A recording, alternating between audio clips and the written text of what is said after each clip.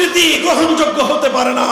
শুধু এই কথা বলবার কারণে আমার বিরুদ্ধে, আলেমদের বিরুদ্ধে গোটা রাষ্ট্রযন্ত্র নিয়ে ঝাঁপিয়ে পড়েছিল স্বৈরাচারী ফ্যাসিবাদ।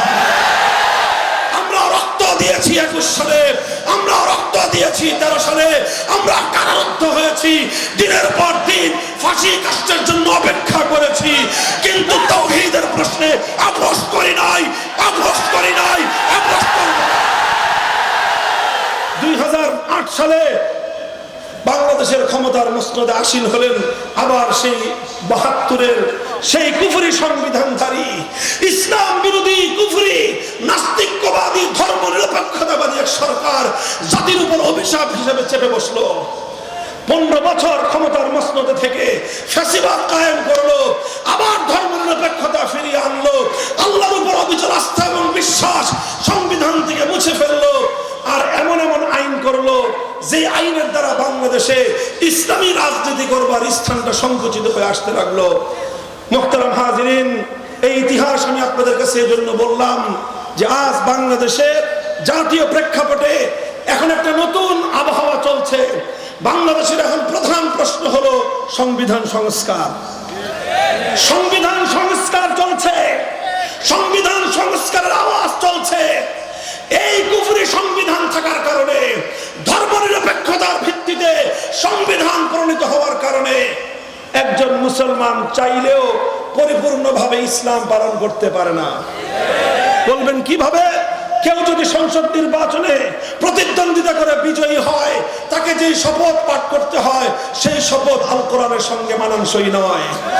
একজনকে যদি কোনোভাবে মন্ত্রিত্ব গ্রহণ করতে হয়, মন্ত্রিত্ব হয়ে তাকে মরা মানুষের জন্য স্মৃতি হিসেবে, তাকে মৃত মানুষের জন্য নির্মিত বেদির উপর ফুলের স্তবক অর্পণ করতে হয়, যেটা স্পষ্ট কোরআন বিরোধী, ইসলাম বিরোধী, 4 মাযহাবের ঐক্যমতে হারাম কাজ। কিন্তু বাংলাদেশে মন্ত্রী হলে এই হারাম কাজ না করে কোনো উপায় নাই। বাংলাদেশে ইসলামী শাসনতন্ত্র আন্দোলন নামে রাজনীতি করতে দেওয়া হলো না। কেন? তারা বলল যে বাংলাদেশ হলো কুফরি শাসনতন্ত্রের অধীন, সুতরাং এই সংবিধানের অধীনে ইসলামী শাসনতন্ত্র নামে তোমরা রাজনীতি করতে পারবে না। সেই দলকে নাম পরিবর্তন করে শাসনতন্ত্র বাদ দিয়ে ইসলামী আন্দোলন নাম পরিবর্তন করতে হলো। এর চেয়ে ভয়ঙ্কর বিষয় হলো এই, বাংলাদেশ জামাত ইসলামী নামে একটা রাজনৈতিক দল আছে। অনেক মতপার্থক্য আছে আমাদের সাথে তাদের। সাহাবায়ে কেরাম মেয়ারে হক, এই প্রশ্নে আমাদের সঙ্গে দ্বিমত আছে। আম্বিয়ায়ে কেরাম মাসুম, এই বিষয়ে উলামায়ে কেরামের ভিন্ন মত আছে। সেই সকল মতপার্থক্যগুলো আজও মীমাংসা হয় নাই, এবং সেই মীমাংসা না হওয়া পর্যন্ত কোনোদিনও তাদের সঙ্গে আদর্শিক ঐক্য হতে পারে না।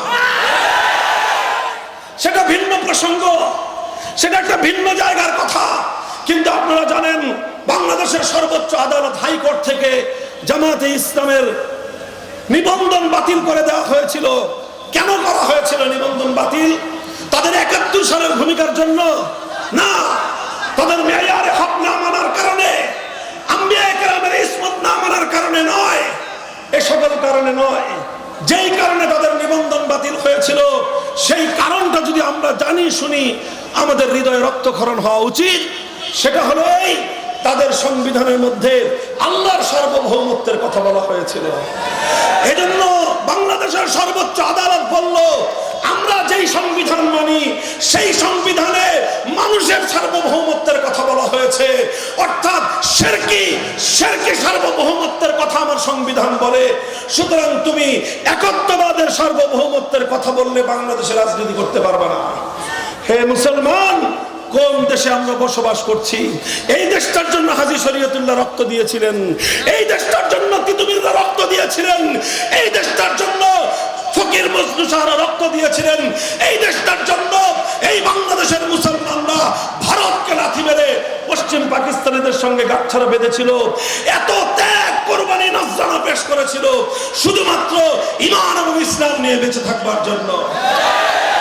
দুঃখ এবং পরিতাপের বিষয়, এই সবগুলো বিষয়কে আমাদের জন্য সংকুচিত করতে করতে করতে করতে এমন একটা পর্যায়ে আমাদেরকে দেয়ালের মধ্যে নিয়ে পিঠ ঠেকিয়ে দিয়েছিল।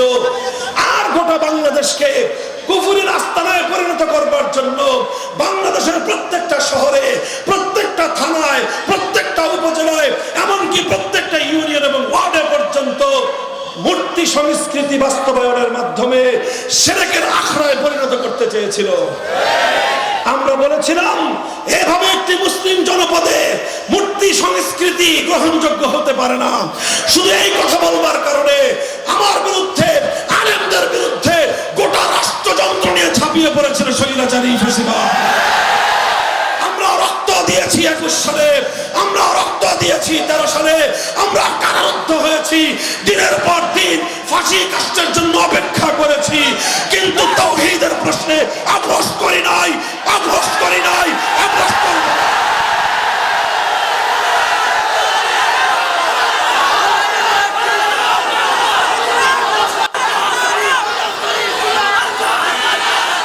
মুহতারাম হাজিরিন, আমার আখেরি পয়গাম শুনেন, ভালো করে বুঝে রাখেন।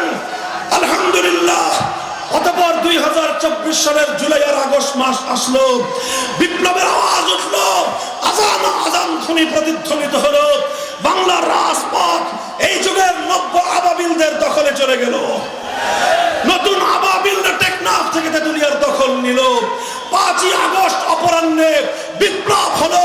সেই বিপ্লবে ফ্যাসিবাদী মূর্তি সংস্কৃতির ধ্বজাধারীরা দেশ ছেড়ে পালিয়ে যেতে বাধ্য হলো। এই বিপ্লবের প্রধান বৈশিষ্ট্য কি ছিল?